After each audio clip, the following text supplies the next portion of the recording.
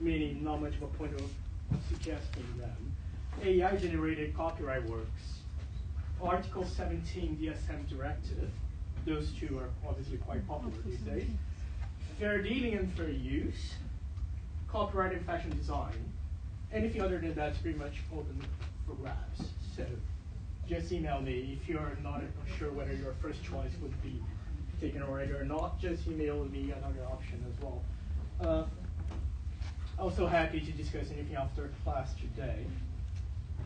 Just one thing as well, and this is very important, when picking your topic, that's right, and especially when developing your topic, remember that we are in the UK, which may be or may not be a good thing, depending on how you see that. But the point is, it has to deal with UK and or EU law, meaning obviously you don't have to do both, but it has to deal or address to a large extent at least one of these.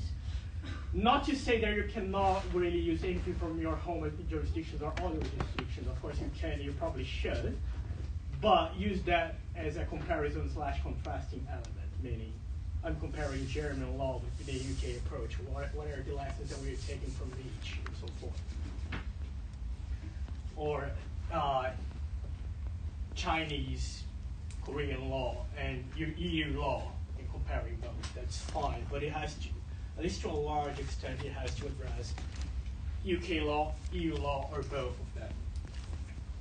You probably know that dealing with UK law, especially with something like copyright, will always require you to deal with EU law as well. So, there you go. About last week's seminar, do you have any questions? As a general approach, if you happen to have any questions after class, doesn't have to be today, doesn't have to be tomorrow, you can always email me. It's fine. Sometimes I may take a while to answer, depending on how busy I am, but I'm happy to answer any questions. You can also schedule an office hour if you want to. It's absolutely fine. If your question is something that I find really relevant or really interesting enough for us to share, I will also bring your question without mentioning your name, unless you want to. Credit. I will bring your question to class as well and answer and address this question in the first 5 or last 5 minutes of class. With that in mind, we're now getting into, this is when things start to get a little bit more interesting, I would say, because now we're dealing with patents in pharmaceuticals, patents in software next week, and then the other week, trademark law. But you guys will soon realize there is a common trend here. At least I like to say there is a, that's right. At least I like to say there is a common trend, which is essentially something that we also talked about last week, which is, okay, we have statutory language, we have the statutes, we have the legal instruments, and they tell you something, but they don't really tell you everything about the law, do they? So my point here, this is something that I would like you guys to keep in mind and pay attention to, is essentially how do courts deal with legal concepts and how do they actually apply statutory law? We do have the key legal instruments, but how are they actually applying these? And do you guys think they are maybe going too far? Yes, no. Is that for a good reason? Do we have any justification for this? Yes, no. And this is pretty much the common trend that we will see, at least in the next, this one in the next 2 seminars. Also, I know that patent law reading, or patent law related reading, is not the easiest. I'm trying to keep especially the cases to a minimum, but I would really like to encourage you guys to try and make an effort to read, especially the essential reading. Don't feel overwhelmed if you don't really follow or don't really grasp everything that is in it. You're not really expected to know the details of all the chemical formulas of whatever.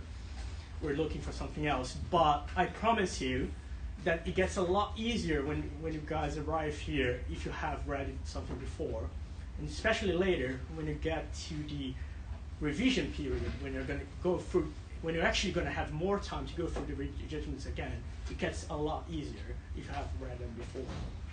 So this is just my very own personal suggestion. And obviously, if you come here having done your readings, you're obviously going to have more things to say or more questions to ask as well. So this is very important. So when we talk about patents, what are patents and why do we keep them?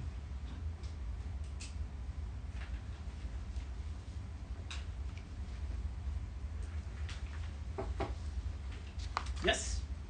Is it for protection of rights? And we keep them to have exclusive rights over ideas? Okay, so they give exclusive rights over ideas. Is it really ideas or is it something more than ideas? To promote incentives?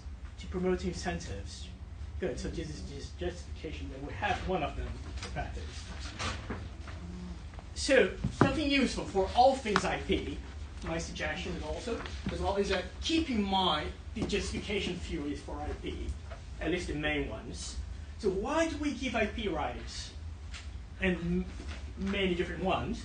These are the general ones, these are not the patent specific, but you guys will soon realize, if you haven't already, that pretty much any justification that you find to be more specific, such as trademark-related justifications, patent-related justifications, and so forth, they actually fit within one of these. So if you have a good grasp, or at least a good idea, of what these are and what they're useful for, then you guys have some really good analytical tools to use in your own analysis or in your own essays, for example. Because one good approach is for you to question, so courts are doing this, or legislators are doing this, but these ones counter the main justifications for patents, which I believe is X or Y or Z, and there you go. There you go. So a lot of our talk we also relate back to this point, the main justifications for patents, especially why do we give patents. So yes, patents are essentially monopoly-like exclusionary rights. A patentee or an applicant before that applies for a patent where they submit a document, which is an application detailing what they believe the invention is, what they believe is out there, meaning what already exists out there and what is of common knowledge, and what they believe their contribution is, meaning, okay, I have this invention, and this is what makes it different, this is my contribution to whatever already exists. And that because of that, I believe I deserve a monopoly, which gives a time-limited monopoly, which in the UK and in Europe, 20 years, as from the date of the application, meaning from when you have applied for a patent. But yes, you are right in saying that the main justification for patents, at least today, that we have is that patents work as incentives to innovation. This is the first bit. But also, as an incentive is for the disclosure of useful information that otherwise would have remained secret. So, what does that mean in practice, though?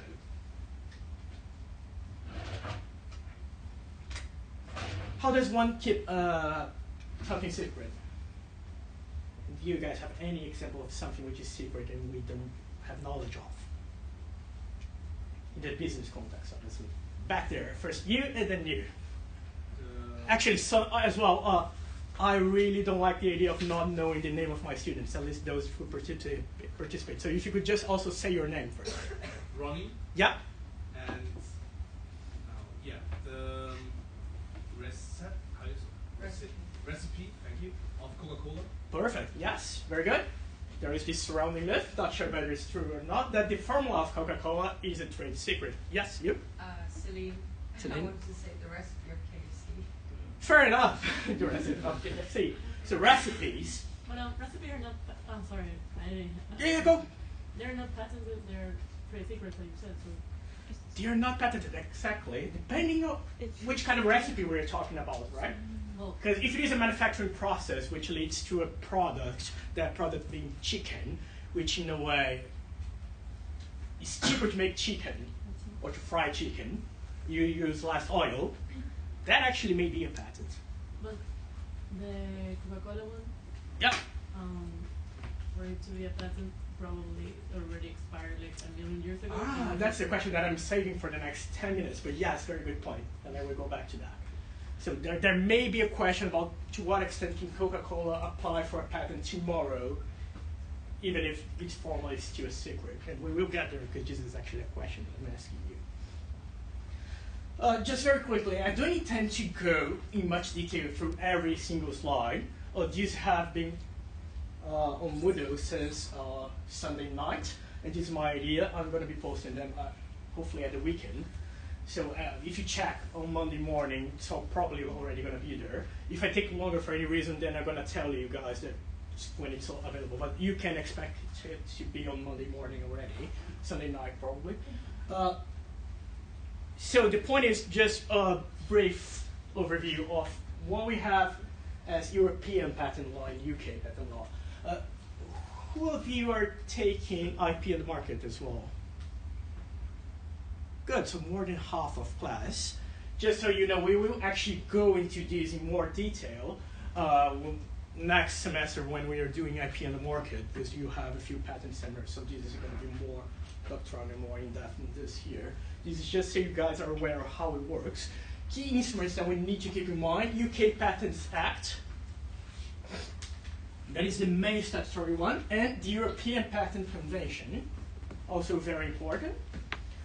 You guys remember that we discussed last week that the nature of agreements, international agreements such as TRIPS and Paris Convention, right? And they were about setting minimum standards. Well, this is not it. This is a different kind of international convention where it actually sets out substantive law. So it is actually telling you what novelty is, what inventive step is. And they are actually applied directly by the European Patents Office. In practice, the same provisions that you find in the European Patent Convention are in the Patents Act. So in some way, it emulates EU law, although keep in mind it's not EU law. This is outside EU law. So it would be a framework more similar, even though not exactly the same as the European Court of Human Rights, which is outside the EU, for example. Meaning that Brexit doesn't make a difference. Yay. It also means that EPO case law is not binding upon UK courts, although it is highly persuasive, and UK courts tend to take it into account, and sometimes even use it as an excuse for doing something, which is something that you guys see in cases such as human genome sciences. And there is some very specific, more limited EU law instruments, especially the Biotechnology Directive, which deals with biotech only, and the Enforcement Directive, which is more general, which may have some significance for patent law, especially in the UK. And same with competition law, which I believe you guys are also seeing on the IP and the market course. Okay so far? Again, the idea is not really to go through the basics and much detail of the doctrinal aspects of patent law right now. It's more about what we're going to be discussing after this. So these are the main patentability requirements. So what do I need to show in order to get a patent myself? So main requirements: patentable subject matter, or what in the US they would call eligibility.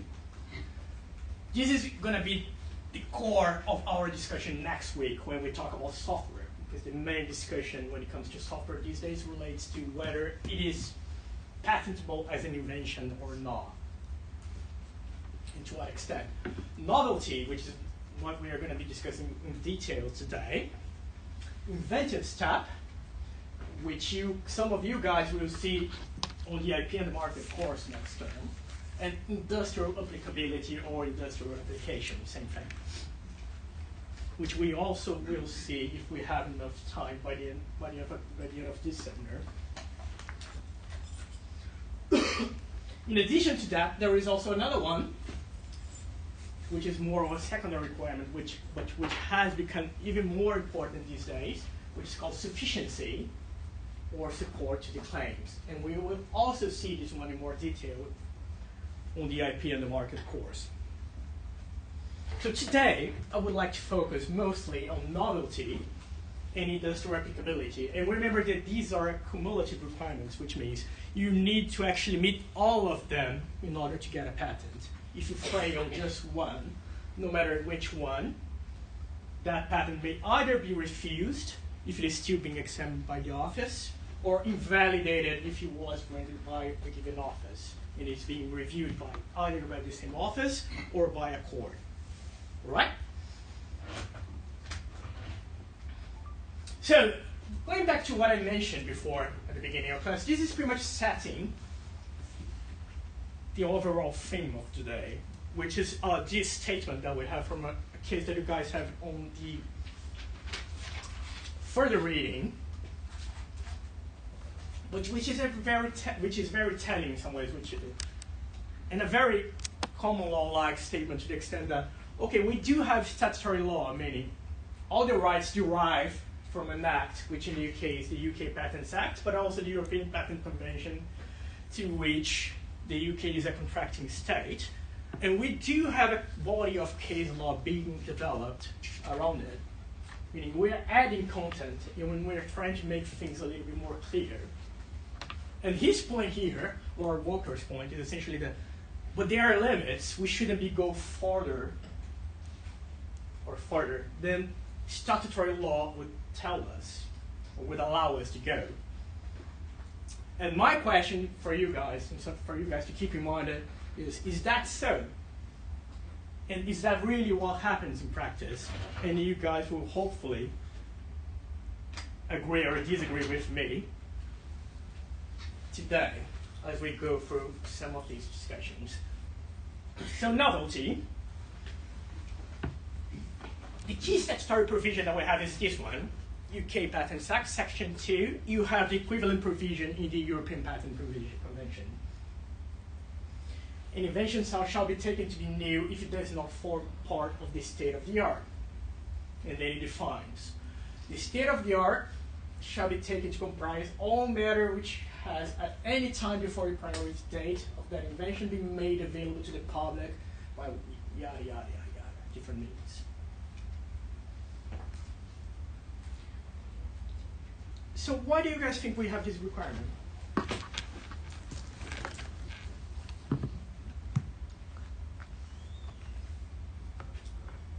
Why do we require an invention? May as well be already an invention, but why does it have to be new in order to be patentable? Yes? Because otherwise you would restrict others to use it, like they already work the invention, so you would take their work away. Very good. Yeah, I like how you use the term working invention, which is the technical term that you see them using. How they, yeah, so otherwise someone could just get out there and apply for a patent for something that is either of common knowledge, for example, or related to something which people are already doing. And again, remember the nature of the rights. These are monopoly-like rights. So after they get this patent, they can pretty much enforce this patent against everyone else. Unlike copyright, we do not require proof of access, for example. These are very much more like land law or more property-like rights to the extent that you have a strict liability standard. It doesn't matter whether you had access to the invention before or not, or that you got it from the patentee. As long as the patent is enforced, it is enforceable against everyone else, save any defenses which may apply. So very good. So the patent needs to add something, and this is why this is also called a quantitative requirement. So it has to add something to the state of the art. And the state of the art, what we have here, is essentially all matter, meaning everything, which has been made available to the public up to the date, up to the priority date, which is usually when the patent was applied for. So say GSK is applies for a patent tomorrow, which is going to be 24th of October. Yeah. So everything up to that point, which has been made available to the public, will make part of the state of the art. So this is the backdrop against which the patent application will be judged. if it is something which becomes available to the public on Sunday, say, then it is no longer relevant for the purposes of this requirement. Meaning, if I apply for a patent tomorrow, and either myself or someone else discloses the content of such a patent 4 days after, it doesn't matter because I have already applied for this patent. The priority date, as you guys may remember, this comes from the Paris Convention and what we discussed last week as well. And there you go. Now this is my question for you guys. So let's think that what does it mean for something to be made available to the public? This is the key language used here. And why is this actually relevant to patent law? What is the relevance of this concept? So my example here for discussion, and obviously this is not for pharmaceutical, but you guys will get to see the point soon, is Coca-Cola, and you guys already raised this example. So let's all assume, for the sake of the argument, that yes, it is proved that the Coca-Cola formula remains a secret up to date.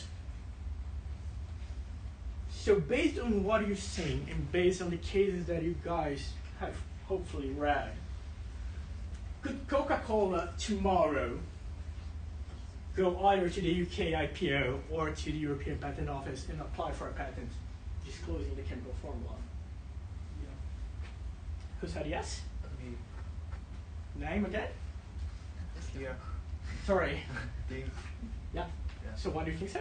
I think he can apply for a patent tomorrow because he didn't publish the chemical formula of his classical code. Yeah. Okay. So because the chemical formula was not public, was not made public. Let's say it was not disclosed to the system. Yeah. All right. So would anyone disagree?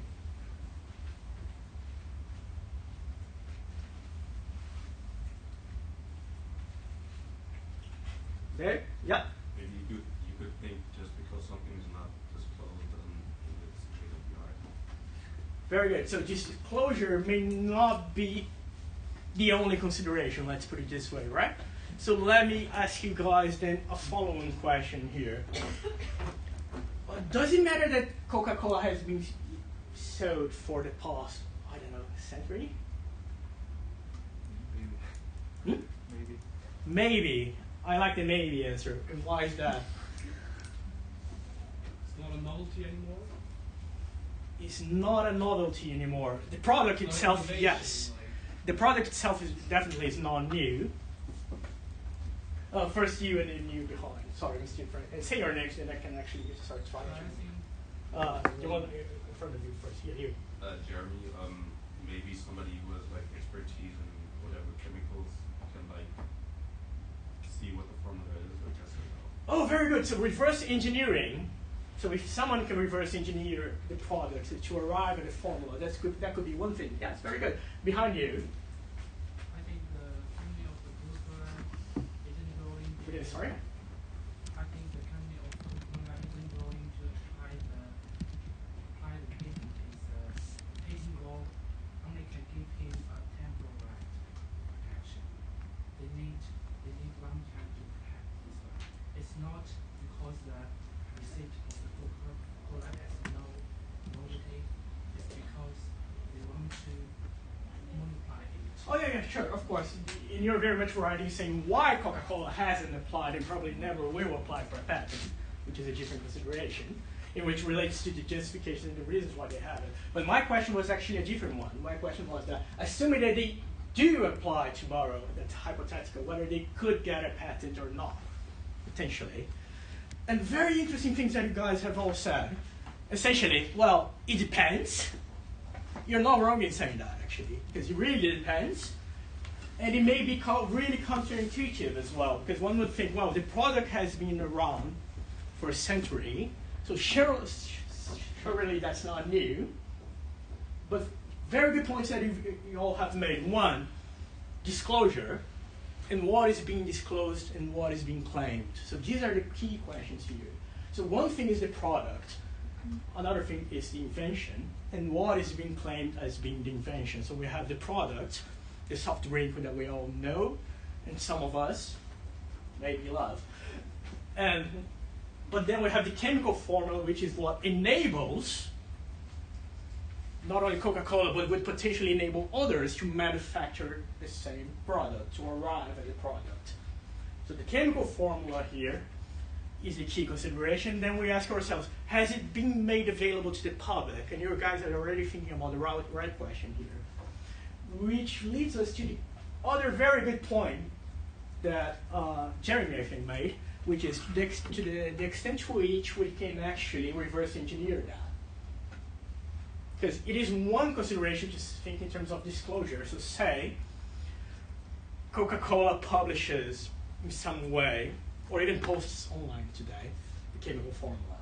That is an act of disclosure by the own company. Someone else publishes the formula. That is also a valid act of disclosure.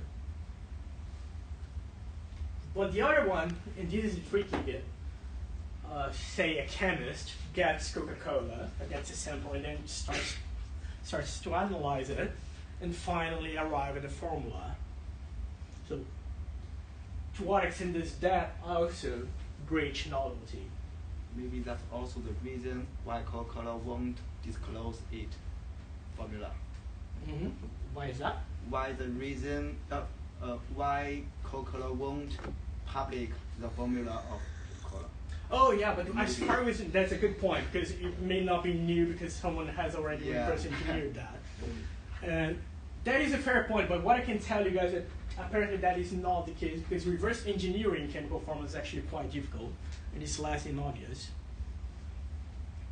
So actually, it was more related to the other point that some of you made, which is that the kind of protection that you get from a trade secret and the kind of protection that you get from a patent, and how trade secrets law, or trade secrets by themselves, and patent law interact with each other. And here we think about, again, justifications, why we give patents, or why companies or inventors want to get patents. Because I just told you guys, that is not something that is so easily reverse engineered, meaning that otherwise, unless I'm giving you some key information, pretty much no one will be able to arrive at the formula by themselves. So the point is that Coca-Cola probably decided back a lot of time back then, just a second, to not apply for a patent because they found that, well, if I keep it a secret for decades, then after 20 years, it's not like anyone else will have access to the formula or can actually use the formula. As long as they don't know it, it's fine. Yes? Michael, do you need to get the exact recipe by reverse engineering? Because you have like off-brand Coca-Colas, which are similar, but you then not disclose it. Very good. So, for the purposes of novelty, if we're just thinking about one of the grammars, yes, it would have to be very close, if not exactly the same. But your question is one of inventive step, actually, because if, assuming it is new, then the other requirement would be whether it is obvious for a person skilled in the art, meaning for someone in the industry, to actually arrive at the invention. And your point is a good one, because then would say, okay, let's say test Coca-Cola or Pepsi. From there, to get to the Coca-Cola formula, is there something not obvious about it when someone from the industry tries to do that? If it is obvious, then it gets ruled out, not because it's not new, but because it's not inventive. But very good point, yes.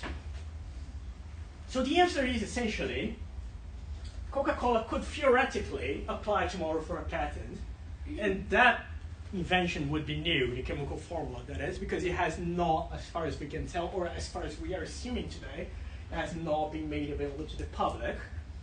But the answer is not necessarily a straightforward one, because it also may rely on whether there has been some disclosure before, or whether something can be easily reverse engineered by what we call a person skilled in the art, which means someone having the mindset of the particular industry belonging to the invention, related to the invention. So say, an espresso machine.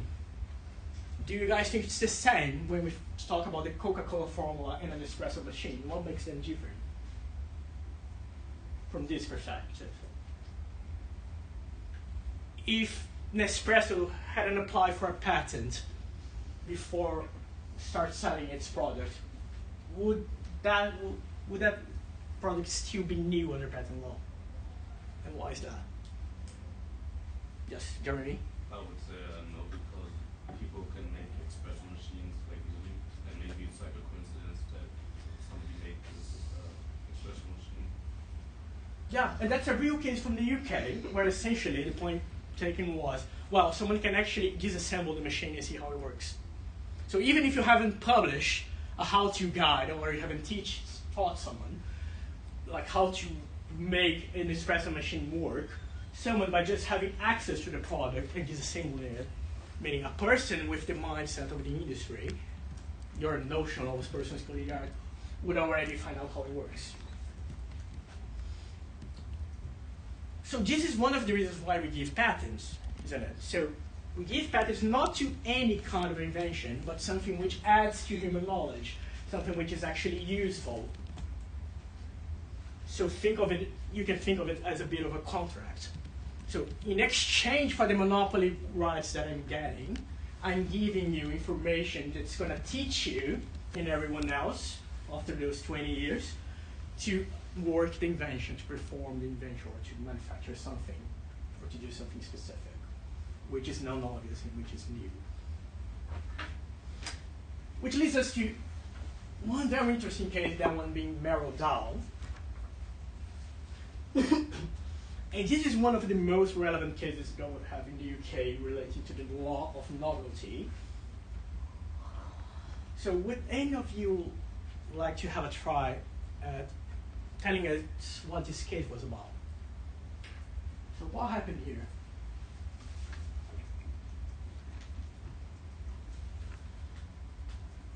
Jerry? Merrill Dow had a patent for sharpener, Mm-hmm. and it ran out, and the patent was like, or the substance was used on humans, Mm-hmm. and it produced a kind of element or metabolic that could also be helped later on, but they only had a patent for the sharpener, Mm-hmm. and that ran out, and they tried to file a patent for the second element substance. Not only have they filed, they actually got a patent. So yeah, it's very good. So terfenadine is a substance. If you guys don't remember terfenadine, it's not like you need to know the name. You actually can just say it's substance. What I find easy in this kind of cases is just remember by the therapeutic effect. So what is that substance for? That's really helpful as well. So it was a substance for the treatment of hay fever, allergies, essentially, which happened to be called terfenadine. And yes, at the point he knew that the thing about terfenadine is that it had fewer side effects than other drugs available at the time. So it made someone less drowsy than other drugs which were being sold at that point. And they knew that by ingesting terfenadine, any of us would actually metabolize that in our system, which would generate another substance that at the time they didn't know much about, but that substance would have this therapeutic effect of treating allergies without making someone as drowsy as other substances.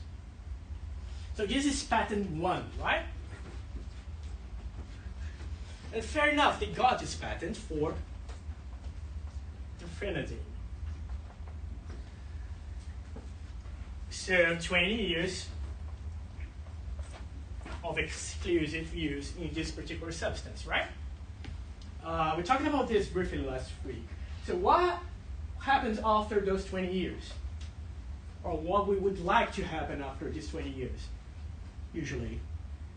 It's available to the public. It's available to the public. So the patent expires, so it falls within public domain, meaning anyone else can work the invention, and they can do that because the patent as a document is going to provide instructions for anyone willing to do it. So this is why we give patents in the first place. So when you apply for a patent, you're going to be describing how the invention works and how can someone else in the industry make that. So you're going to give giving instructions. And anyone after these 20 years can use these instructions to arrive at the same product. So hence the generics industry. However, as Jeremy told us, close to the expiration of this patent, Merodal applied for a second patent because they claim they happened to identify the substance which was being produced in the human liver, that substance being an acid metabolite. So substance X, substance Y,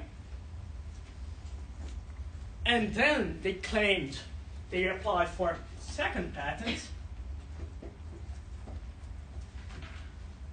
claiming at the same time, one, this acid metabolite is being synthesized, meaning you can manufacture this artificially, but also, and this is the tricky bit, another claim, something else that they were claiming as part of their monopoly rights was essentially said metabolite, said substance, being produced in the human liver. Right? So first one is not under discussion. That was granted and that remained valid. So meaning you can take this metabolite that was identified in the human liver and you can manufacture that in a laboratory and make a pill out of it. So what is being contested in this case, and what makes this case more controversial, is the other one about the acid metabolite being produced in the human liver. So they are actually claiming something which is a chemical reaction which is happening in the human body. And what also makes it a little bit more problematic is that this particular chemical reaction, which is more than a chemical reaction, because once the metabolite is produced, that is what's going to have the therapeutic effect of treating hay fever. This happens every single time someone ingests terfenadine. So what is happening here potentially? So anytime someone buys a pill, a terfenadine pill, and ingests that pill, they're going to be producing an acid metabolite. Patent for terfenadine, the substance of which the pill is made, expired, meaning anyone can do that. However, when anyone or everyone ingests the pill, they are working the other invention. They are actually producing the metabolite in their human liver. So, can you guys see any problem here? Yeah. So there's no novelty, or there's already a state of the art that somebody has already done. Very good. This is the core of the case. It's a case about novelty. But from the perspective of the generics industry, the big problem here was essentially that anyone selling the generic product based on terfenadine would be providing the means for all of us ingesting the product to infringe. So the generics manufacturers would be indirectly liable for infringement. So this was essentially Merodal going against the generic manufacturers saying that you cannot really sell the generic product because I have a patent for the result of that product, meaning the byproducts of that. And yes, so the big question then is this second patent actually, at least when it relates not to this claim here of synthesizing the product, but to the claim of the substance being produced in the human liver, is this patent actually, is this invention actually new or not? And the question here is one, essentially, has it been made available to the public, and what do we understand availability to the public to mean? So what do you guys think? What was Lord Hoffman saying here?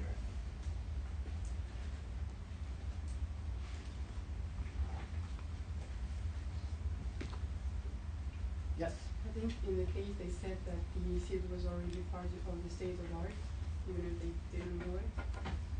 Very good. Yeah, you're right. It was already part of the state of the art. Even we didn't know it. Let me just add something by name or by exact opposition. But yes, he was already part of CEO. You're writing saying that he wasn't all to be new in the end. And this is another very important thing that we find in Hoffman's speech. And this is why I really like this case, especially as a teaching tool, because my following question is, has the UK law always been the same when it comes to this concept? So we're talking here about availability to the public. Has this always been the key consideration or not?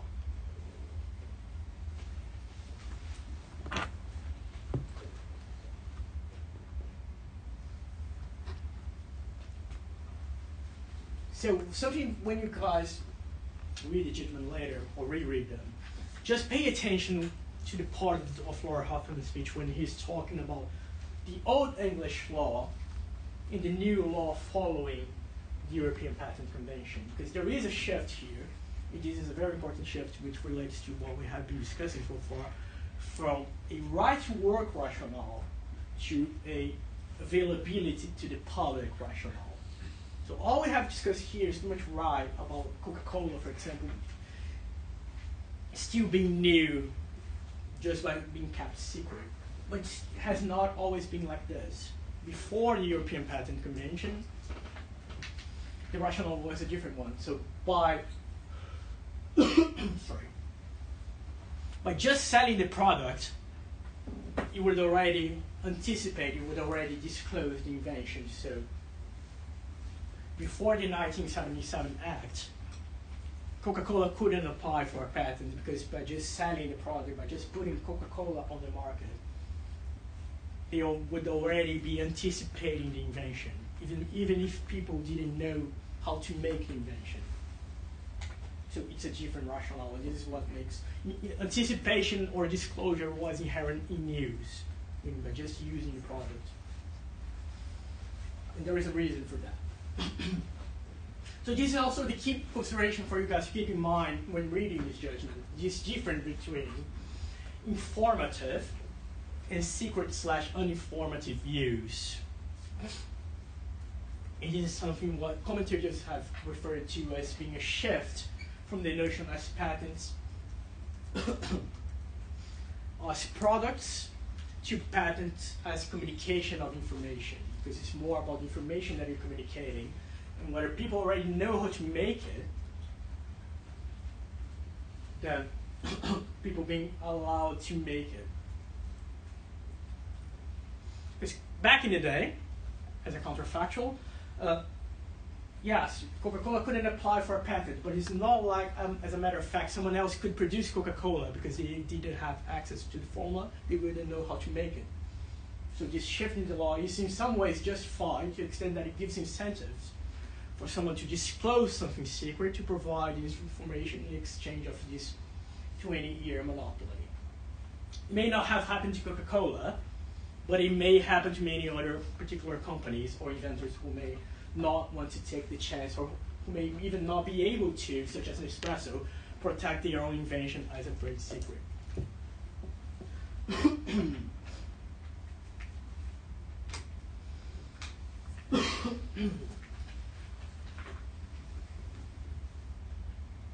Which leads us to the other and the key part of today, which is what we call second medical use. Now, the key issue here and what got in the way when it came to Merodach was that it essentially was the same invention.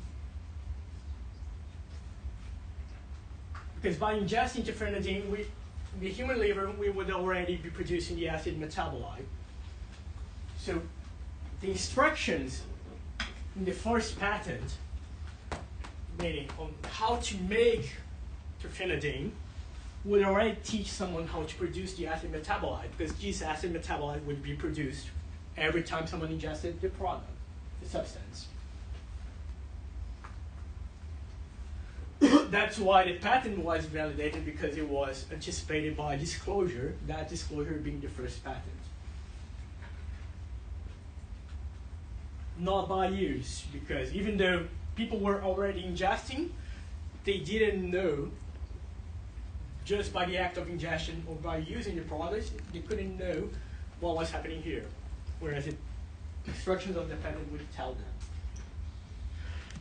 Now, what we talk about when it comes to second medical use is actually something different, hopefully, which is the same substance having potentially more than one therapeutic effect. So think aspirin.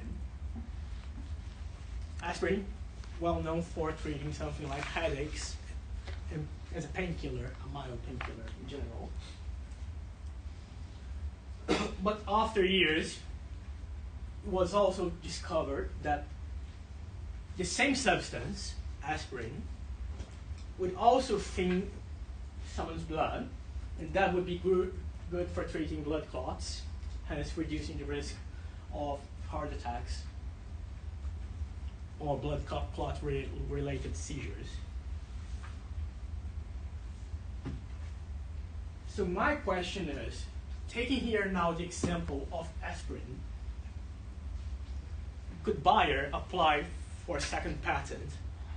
Let's assume Bayer had a patent for aspirin, and where in that patent was for the molecule, and he disclosed in that patent that it is great for treating headaches. Could after, say, 10, 15, or even 25 years, Bayer apply for a patent, also for aspirin, but this time disclosing that it works as a blood thinner, helping to prevent heart attacks?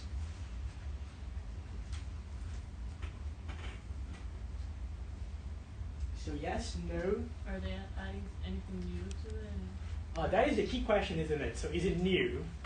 Well, have they added anything like new to the recipe, or is it just the No, same? exactly same substance. No new manufacturing process, nothing different about the substance. No. No? Why is that? Well, actually, I think this kind of machine does not change anymore. They are the things like before. So you cannot apply the same things for a second patent. But I think the new use of this medical can apply for some kind of patent. Okay, very good. This So is the new use, new method. Okay, very good. So that is a more nuanced answer. Very good. Yeah. So what? For the substance itself, they couldn't, but they might be able to do something related to this new found therapeutic use, because it seems to be something different. And you're right in saying the question is one of novelty. So again, what is the key consideration here that we have then? Jeremy. Is the new way that aspirin has been used a novelty or state of the art? New way can be new if it is a different means of administration, say, instead of being used as long as it's for novelty purposes. Instead of being ingested, it is used as a, say, aerosol. That for the novelty purposes, that can be a difference. It can make a difference.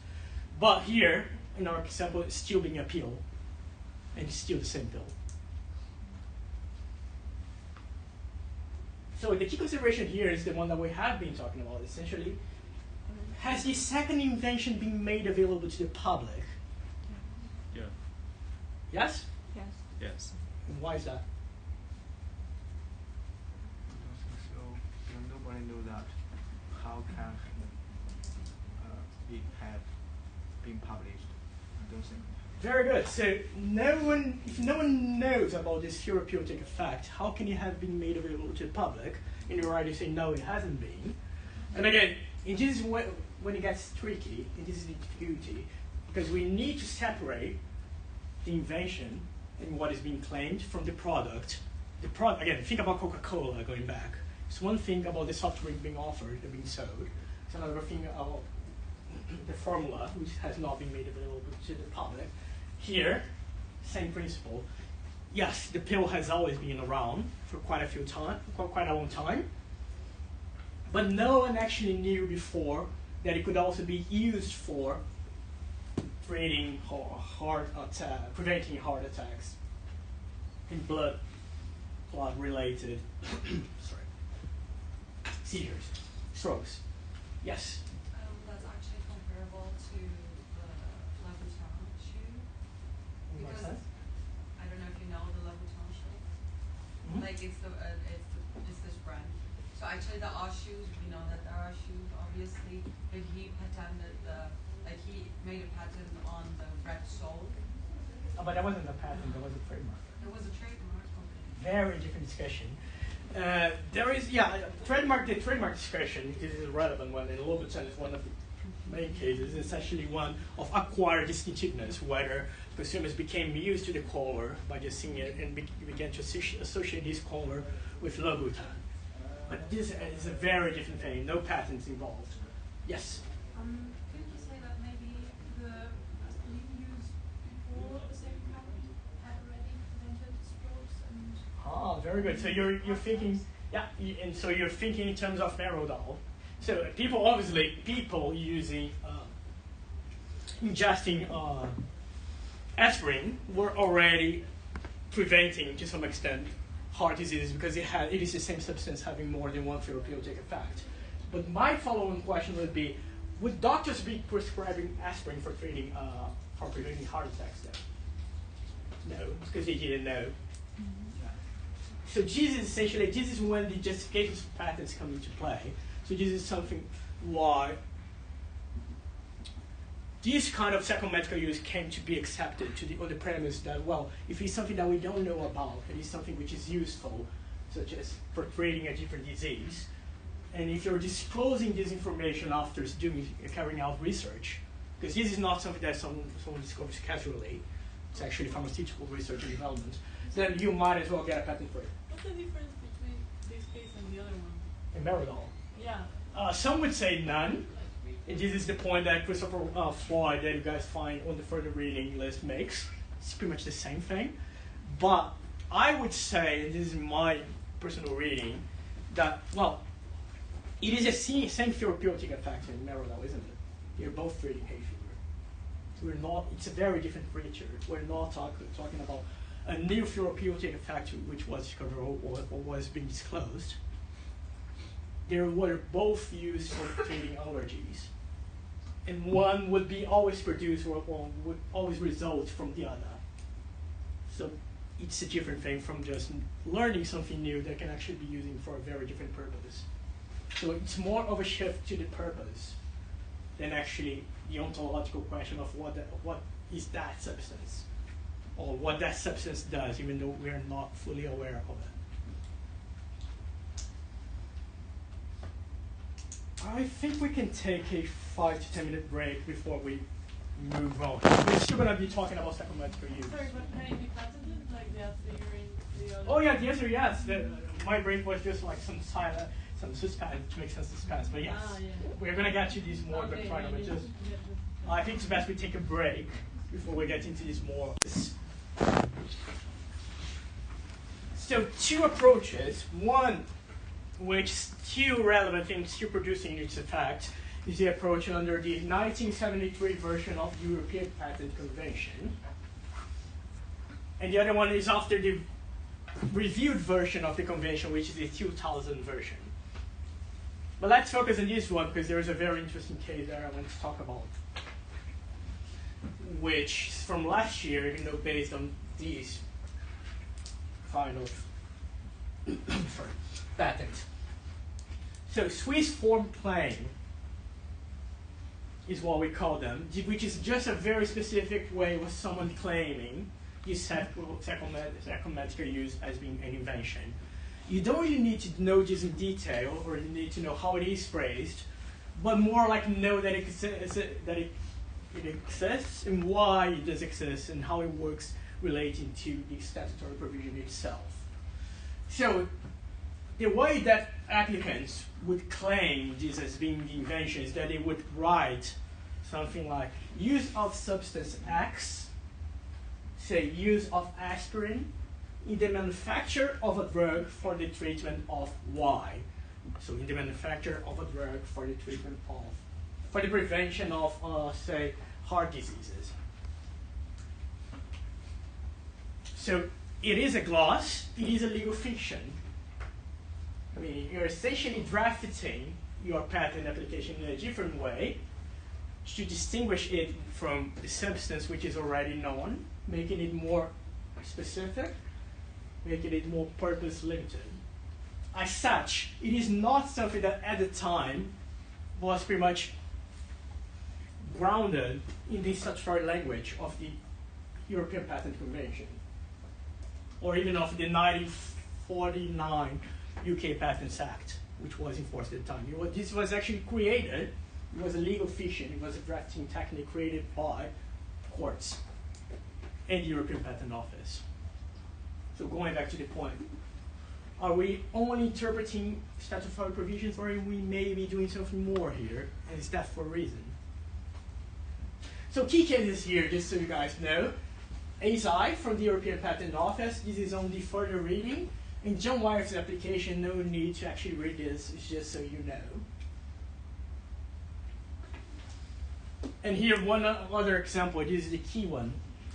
Say pregabalin, which is a substance that had been known, or has been known, for the treatment of anxiety disorders, mostly epilepsy.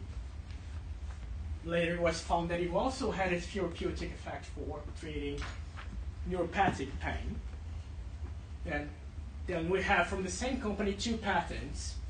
One, just for the substance, where they disclosed this first therapeutic effect, and the other one, which was more limited, use of pregabalin in the manufacture of a drug for the treatment of neuropathic pain.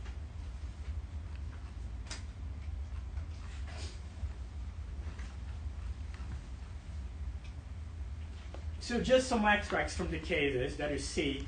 And the point that they were doing this particular language is that they were using use of pregabalin in the manufacture of a drug for 2 reasons. One, to retain its novelty, because they're being purpose specific. And this specific purpose had not been made available to the public, that's one.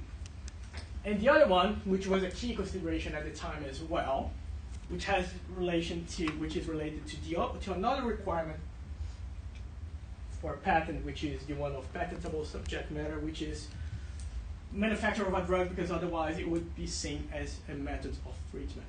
And methods of treatment were excluded from patentability. Still are, but now we have an exception for this kind of invention, for second medical use. So if you say, and again, it's a very much of a drafting technique, it's very much of it is a language-based distinction, because in practice, it's not that different, because the manufacturing process is exactly the same. It's the same substance. But you're also including reference to the manufacturing process, so you would actually say it's a product, it's a drug made of that substance, even though all of that is new, and what makes it new is neuropathic pain as a purpose that I'm using it. And for that, I'm obviously also disclosing that it can be used for treating neuropathic pain based on the research that I have produced and carried out over many years, and I'll also disclose the research showing me that it is plausible that it has these effects. Yes. Is it possible to obtain a second patent on your new use of the drug if your first patent is expired? You're already seeing one of the potential issues here. Yes. The only consideration that we have is that as long as it is new, meaning as long as it is and not being made available to the public, AZT, the famous HIV/AIDS treatment substance drug, actually was one of such cases. It was only discovered some 25 years later. In treatment of AIDS/HIV is actually a second medical use of this substance, because it was failed at trial for a very different condition, which now I don't remember. So actually, you don't even need to get the first patent, meaning if it's something which they have tried for something else, and it was known to have been tried for that particular purpose, and it failed, and no one got a patent for it, say, it's still okay, you can still get a patent if you find another therapeutic use which has not been disclosed so far. Just so you know, following the revision of the European Patent Convention, they tried to make things a little bit more simple. So they just amended the exclusions from patentability to allow more direct claiming, just like use of substance X for the treatment of Y. And we understand this as not being a method of treatment because the statutory law says so. So we also see here another very interesting movement, which is the one that we have statutory language as one thing. And think about the EPC 73. We have courts reading this statutory language in a very specific way to, one would say, meet particular demands from a specific industry. And then we see legislators acting upon it, revising the European Patent Convention to incorporate those changes or this construction from case law into statutory language again. So you see this cycle.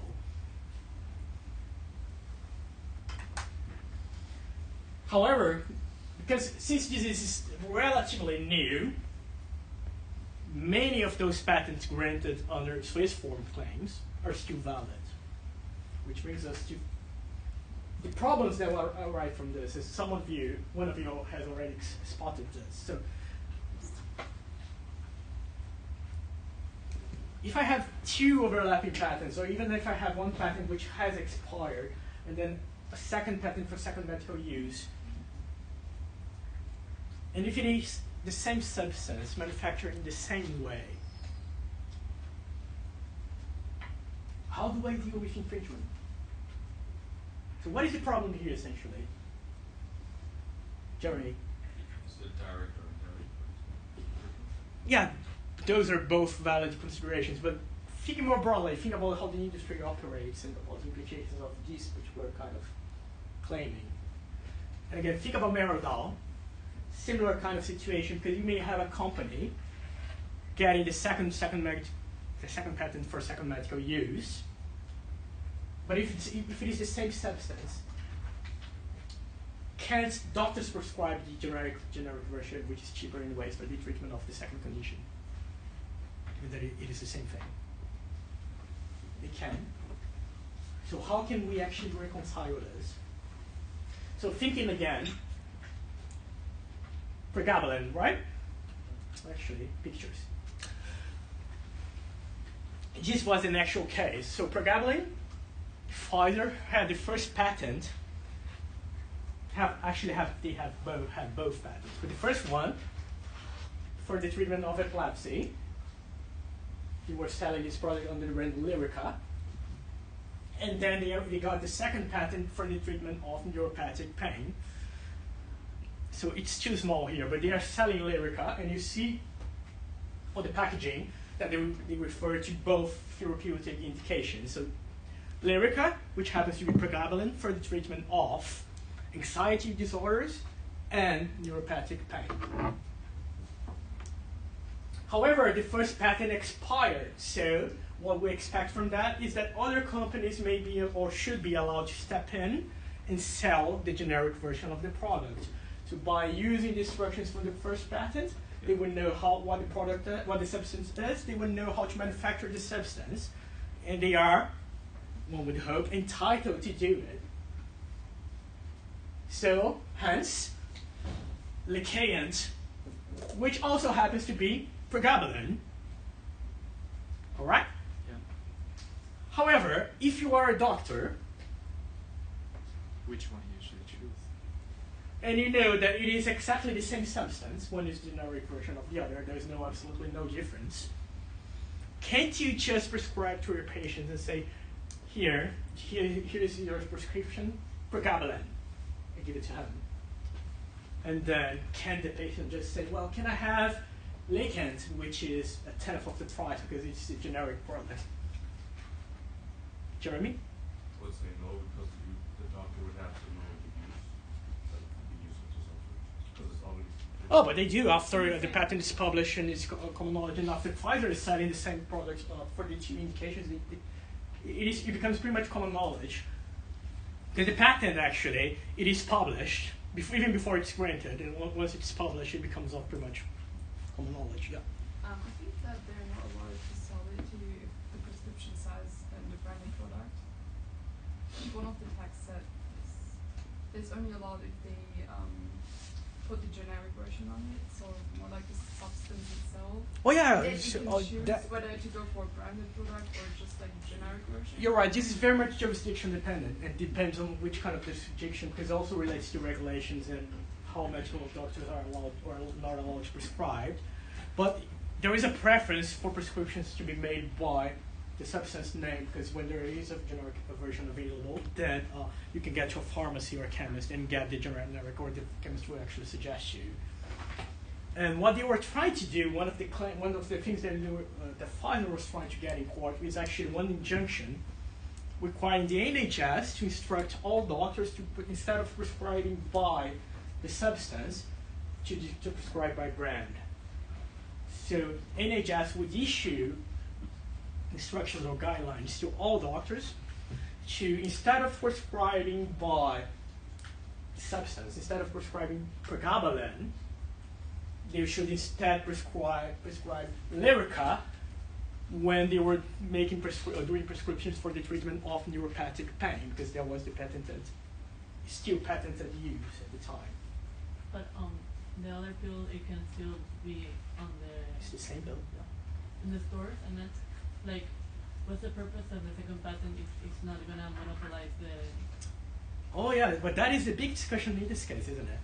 So is that enough? Is that not enough? Should we be doing something more? And what can we actually require from the generics manufacturer? Because yeah, the easy answer would be, well, then you just take the other one from the market because it can be used for this two patented medical condition, medical therapeutic use. But what is the problem in that? There's another use that already. It is the easy answer, probably the easiest, but then you would mean in practice that in this case maybe only after 40 years from the first patent someone would actually be able in practice to sell the generic version. A third use, it will Yeah. be after 60 So do we want that? Probably not. So, and this is a very interesting point when it comes to this kind of dispute, because then we see that the typical logic, the property-like rationale that has been driving intellectual property, especially patent law, for such a long time, doesn't really apply that well here. Because if we, your answer was essentially the intellectual property / property, very property-like mindset, and saying, well, it is exclusive rights, so you just remove that from the market, and you solve the problem. But not really. You solve someone's problem, but you obviously are not addressing the many other policy implications, and probably being less helpful than it could potentially be. So, and this is also what makes this a very interesting and also a very difficult case. So how can you actually try to strike balance and do something so you can at the same time keep these patents attractive? Because we give these patents for a reason, and if it takes $1 billion to develop a new drug, and this is essentially the pitch from the pharmaceutical industry, so you might as well use some kind of sentimental form of a patent. So how can we still keep those attractive and at the same time ensure that generic drugs are made available when they should be made available? So the NHS was one of the possible routes that was used in this case. And one may take the issue, for example, with the fact that you may be stifling or somewhat influencing the freedom of doctors to prescribe whatever they want to their patients. Because you're saying, although that was not necessarily mandatory, but it has a lot of weight in the NHS if you're instructing all doctors to use brand names instead of substance.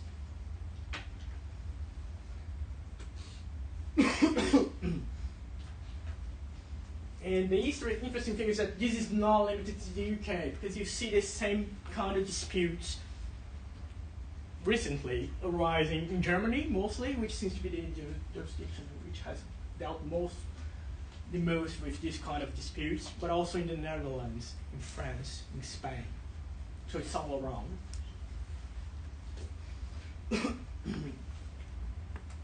And I would really suggest that you guys read the judgment when you can. But another possible route that we have not talked about here is that you shift the logic of infringement as well for this kind of patents. So one of the approaches was suggesting that you add an element of intention. So instead of being strict liability to the extent that you manufacture the invention or you work the invention, you infringe, you start to require for something more, or you start to look into something more. So in addition to selling the product, is say the defendant doing something more than that? Is the defendant approaching doctors and suggesting that they also prescribe Licaons for neuropathic pain, even though Licaons doesn't say anything on the label? Or are they advertising this in any way?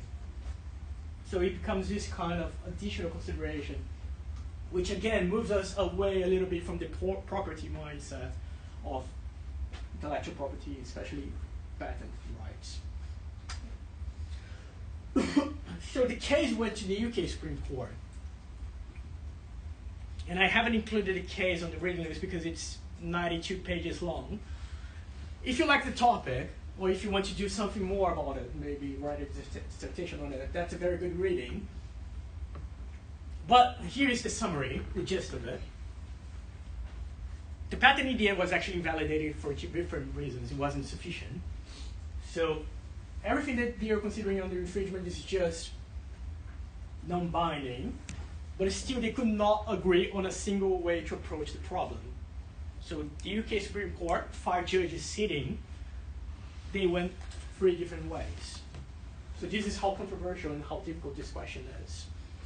So the main approaches is one, you just look at the packaging and the leaflet which comes with the product and see whether there is any reference to the patent that therapeutic use. Any problem with that? That seems to be fairly straightforward, doesn't it?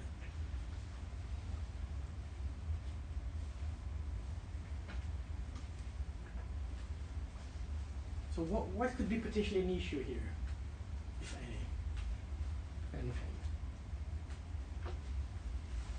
Yes? Could you repeat the question? Just evaluate the first approach. Say if you make the test of infringement by being just, you only look at the packaging and see if there is any reference to a therapeutic use which is still protected.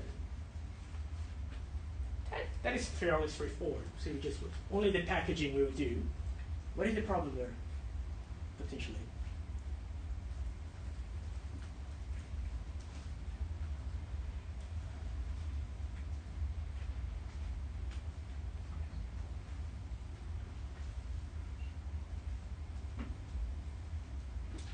Yeah.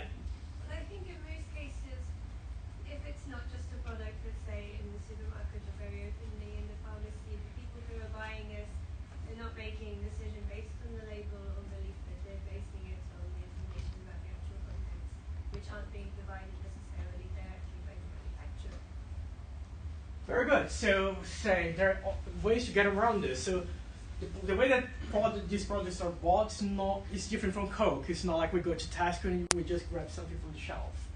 Usually you go to a chemist and the chemist will actually tell you what you can get and how much that costs. So that still gives room for, say, not even the doctor, sometimes the pharmacist will just tell you, here, this is the product, this is what we have. Lyrica, that costs £50. But we also happen to have the generic version, which doesn't say on the label, it says still the same thing, and it costs £10. So which one do you want to get? And then there you go. And that also actually leads to an impact on sales, obviously, of the products, which should be sold as being for the treatment of neuropathic pain. So it goes back to the question of incentives and making this second medical use attractive. So the short answer would be, it might make it too easy for defendants or generic companies to get around it. And it might not keep incentives as attractive as maybe they should be. Nonetheless, 2 of the justices, or the lords actually, found that this wasn't the most appropriate test. Because if anything, it gave legal certainty. Lord Mance, however, went the classic halfway by saying that, well, we should mostly rely on the packaging, meaning whether it is indicating something, any kind of use which is protected, but we should also allow for exceptions, even though we recognize that these may be not as common as we would expect, where there could still be liability. So say, his example is say, so well, if you still sell something like Decayant, which doesn't make any reference to neuropathic pain, but you're approaching doctors and saying that it can also be used for neuropathic pain, or you advertise it, you could probably, or maybe you should go beyond just the packaging of the product and consider something else. And then the other one, the last one, was the other two judges, Lord Hodge and Briggs, saying that, well, it should be a matter of subjective intention. So very much tort-based.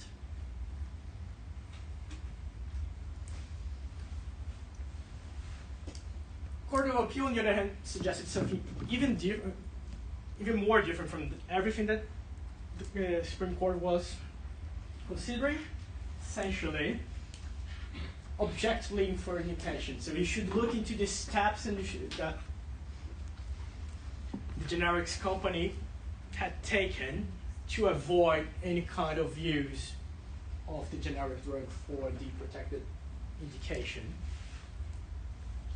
So it's kind of a duty of care approach. This is pretty much to say that it is essentially open ground and a very interesting question for us all to explore. Any questions so far relating to second medical use, patents, and so forth?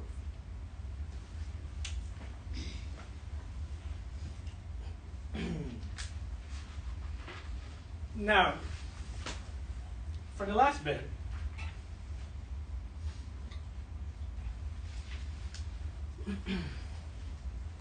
and we will not take too much time on this one, because although controversial, it's still highly controversial. It's hopefully a little bit more straightforward than the other one. Now we're going to be talking about the other requirement, which is industrial applicability. And you find this in Section 4, one of the UK Patents Act. Essentially, an invention shall be taken to be capable of industrial application if it can be made or used in any kind of industry, including agriculture. So, remember the 4 cumulative requirements. It must be an invention, meaning it cannot be excluded. And this is something that we will talk more about next week. It needs to be new. There must be an inventive step, meaning it must not be obvious. But also there must be some kind of industrial application. There has to be some use in the industry, which may include agriculture. So the big question here is when it comes to new kinds of inventions, especially new kinds of research, which is mostly biotechnology. And here I'm referring to biotechnology in the pharmaceutical industry. So when you try to identify genes and proteins derived from genes which may have a therapeutic effect or which may be used for treating particular conditions, for example. So the key case here that you guys have on the reading is the Human Genome Sciences. That is a big case which went to the UK Supreme Court.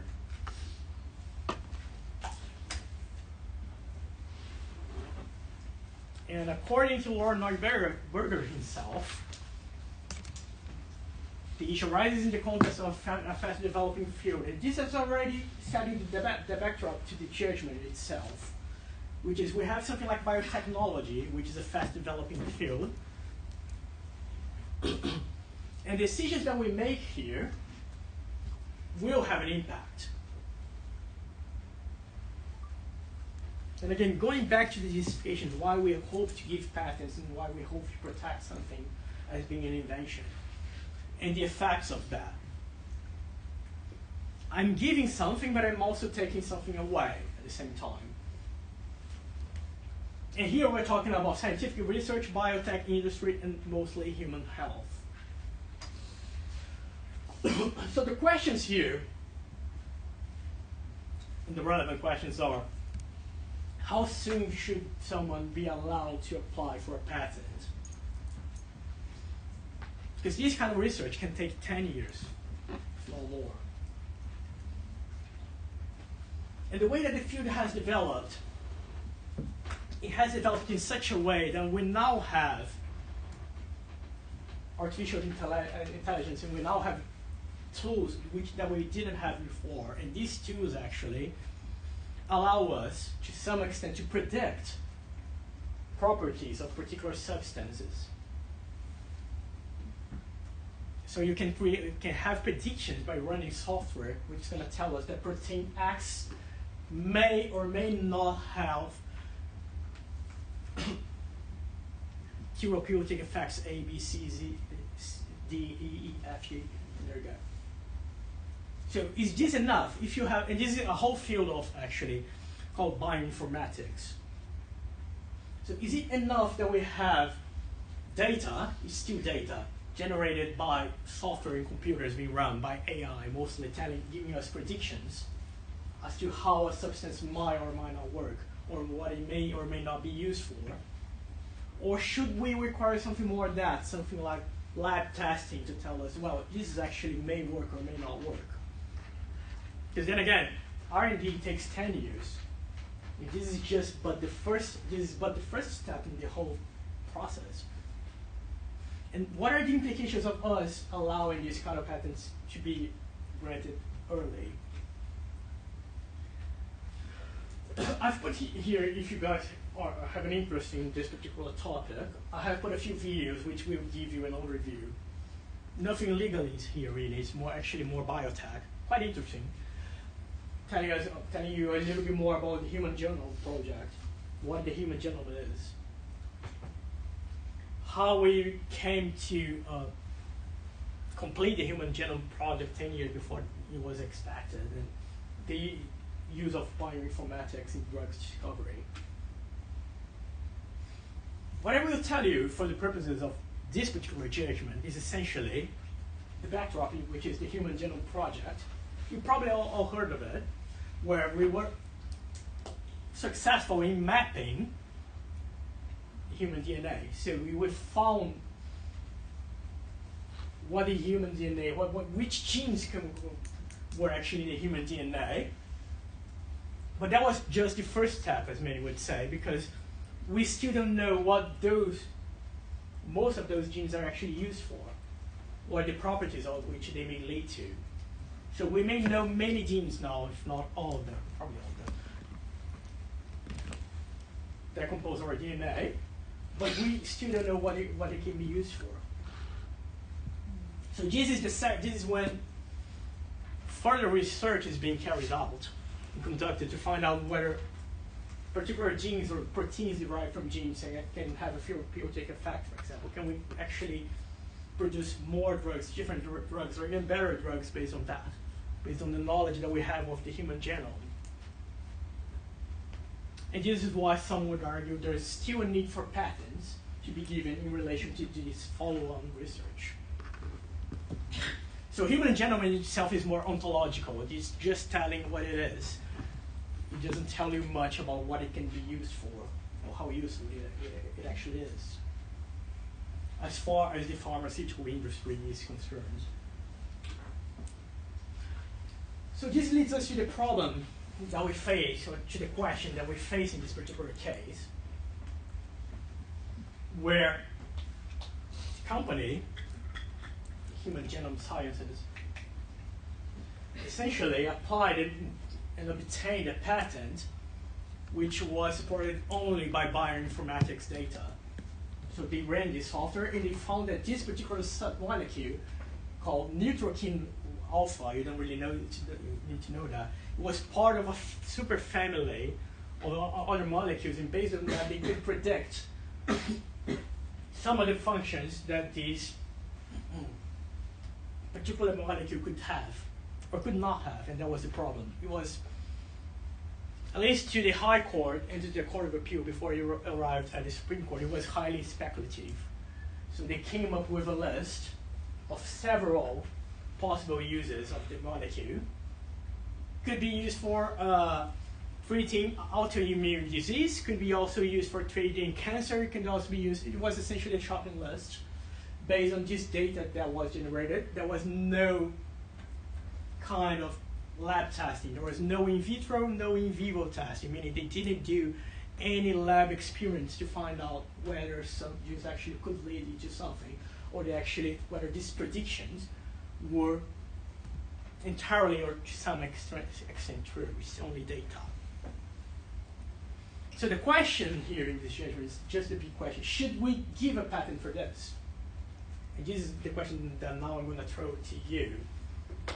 So do you guys think this deserves a patent? Yes, no, and why? No. That's a good answer. Why not? Well, as far as I'm concerned, patent is something that can protect property rights, especially potential property rights. Mm-hmm. For example, why I want to invent something. Well, on one hand, I want to contribute to the human. On the other hand, I also want to get something from my patent. Mm-hmm. So if that kind of patent cannot, how to say, to benefits from the market, so especially you have to wait for a long time. I think that's will be some conflicts between the patent law itself. Very good. And I would say that both Justice Kitchen, which is now Laura Kitchen, and Laura Justice Jacob agree with you. That was essentially the argument that they were making. So by saying that, well, this gives us a little more, and in terms of industrial application, this is the requirement that we're talking about. Like, this is not really usable in the lead industry or anything like that. At best, this would lead to a research project for some people to actually find out whether it works or not. And both were saying that, more than both, because Court of Appeal, they had actually 3 judges, but it was Laura Justice Jacob's opinion. They were both saying that, oh, this is definitely not enough. Anyone else? Jeremy? I would say yes, because if it's like part of a superfamily, that superfamily is still I would say it's like a high probability that a certain substance can be or the sequence. Very good. So you were taking Lauren Neuberger's at the Supreme Court side, which was essentially how the Supreme Court found it. So it is part of superfamily, meaning that they were predictions based on data, but they were based on something, and they were at least, they wouldn't say probable, but it was a really low threshold. So they said it is at least plausible that it may have a therapeutic effect, or they may come to be used for something. Anyone else? And here, let's think about the stage when this is actually happening. This is the very first stage. You didn't even do any kind of lab experimenting, no lab tests before that.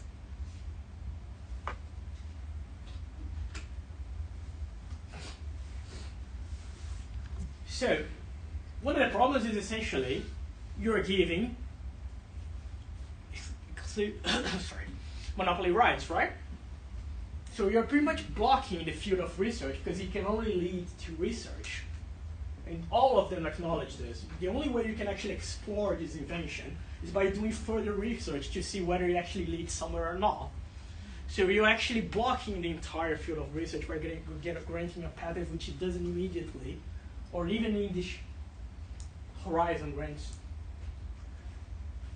leads to a product actually, or to a practical application of this substance.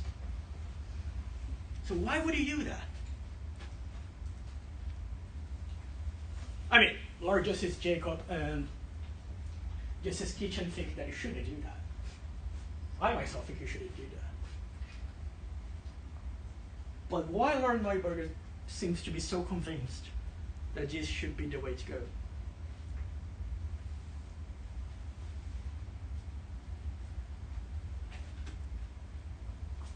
So what played a big role, and this is one case where it is interesting how you see that it is very much policy driven, because there is a full section which is called policy and the wider picture in the judgment, and how big a role this particular amicus curiae played from this association, saying that, okay, this is how we believe it works, and this is why what we think you should have in mind when deciding this. This is pretty much sets the picture, whether you agree with it or not. I, for one, am not really convinced by all the points that you're making here. But they pose the conundrum as being that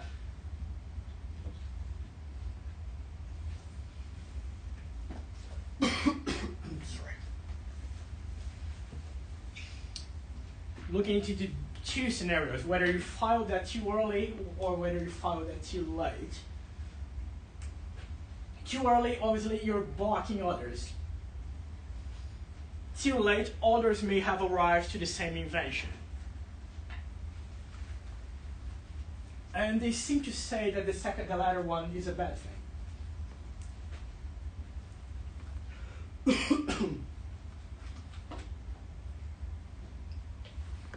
But yeah. I have a question to Neil's slide Let's go back. regarding copyright actually. Because in our first seminar we had this TV formats, and they actually have the risk of, for example, presenting their formats to TV producers or whatever.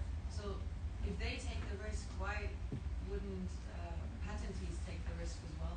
I mean, why is it different in copywriting? Why is it here like that? Ah, that's a good point. So there should be a risk element, so we shouldn't try to make them safe from every kind of risk. I would definitely agree with you on that, because there is a difference between you actually trying to develop something more concrete and specific, such as a pharmaceutical drug, or you're doing something which is researching at your very early stages. And there was, and this is one of the reasons why I put this slide here, which is called the race to sequence the human genome, actually, because there was a race. Human Genome Project was actually just one consortium, because there was a private one, which came about later, and they both start to compete to actually sequence the human genome. And the problem is that the private consortium said that I would apply for as many patents as I can once I do that. And the Human Genome Project, which was essentially led by universities, was always supposed to be open, meaning that every information that we get, as soon as we get it, we're going to put it on the internet. And that actually led to a race, and that's why, if you guys watch the video, it's a good one, it's only 5 minutes long or so, the Human Genome Project actually finished 10 years earlier than it should. So, there may be a misconception here, and that's only my humble thinking, that competition is always bad or is always detrimental to the pharmaceutical industry or to the biotech industry, because sometimes competition can drive you to innovate by itself. A great incentive for innovation can be competition itself, if you need to compete and if you need to come up with something new every year. A very good example of this, someone would say, is software. When we discuss this next week, the kind of mindset and the kind of way that patents operate in software happens to be quite different from this. Because software is pretty much reliant on what we call cumulative innovations, follow one, and companies actually trying to launch something different or something new every year. So competition by itself is a driver for innovation in many cases. So maybe they took here for granted too easily that there should be some kind of market reserve from the very early stage. And this seemed to be the most persuasive argument, at least to Lord Neuberger, where he said, well, actually companies use patent applications as a means to get funding. So private equity investors and so forth only fund you as a biotech company, especially if you're a startup or a medium-sized company, if you show them that you have applied for a patent, because they want to have some security when it comes to the return of their investments. So we should allow these patents to be granted. That's his argument, essentially. Even though the US doesn't. But there you go. And that was it. Do you guys have any questions related to this particular judgment? So this last one was just to show you, for one, how statutory language doesn't tell you everything and how sometimes courts are faced with more than one choice. There was nothing telling that Lord Neuberger or Lord Justice Jacob could go one way or another.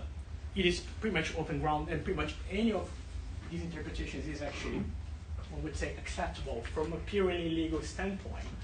So the interesting question becomes, what would actually drive you to decide one way or another, and why are you doing this, and to what extent you're justifying your choices? So this is just something for you guys to keep in mind. And that's it for today, unless you have any questions. Yes, I have a question. Very good. Well, if somebody wants to apply a patent, it's necessary for him or her to attach a document about the methods. For example, like I want to apply a patent for a specific medicine, so I should attach a document about what exactly the chemical formula it is and how to make it. Right? Very good. So this is something that, are you taking up here in the market? No. Okay, so we're going to tell you now, because this is something that we will see more in more detail on the IP in the market course. But you're right. So what happens is that when you apply for a patent, you need to give instructions. So this is a requirement that we call sufficiency. Yeah. Which means you need to tell enough. So a person skilled in the art, meaning someone working in the industry, by reading that document at the date it was applied, the patent was applied for, they would be able to work the invention. They would be able to arrive at the same results. Yeah. And one very interesting case that you haven't really listed, which is under the novelty side, is Sinton and SmithKline, which is in the further reading, which is pretty much addressing to what extent something is made available to the public is people don't know how to arrive at the result, even though they know that it exists.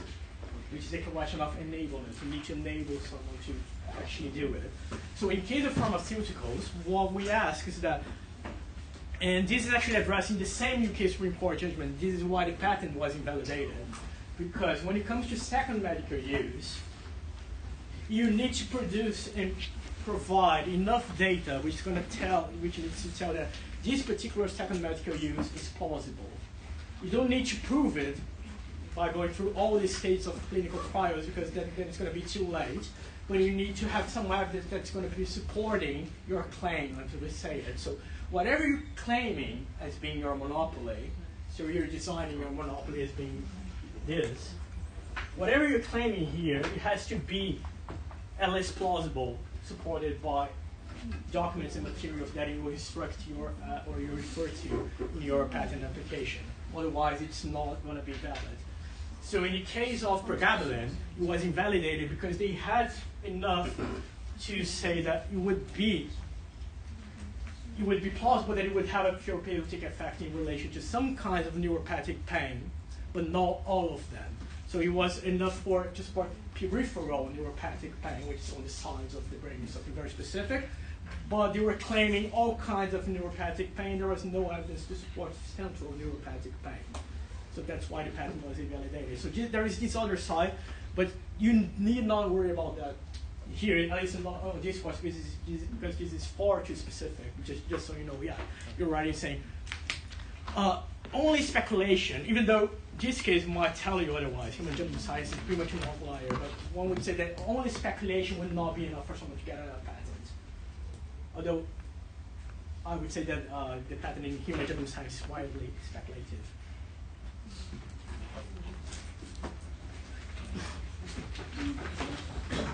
See you next week.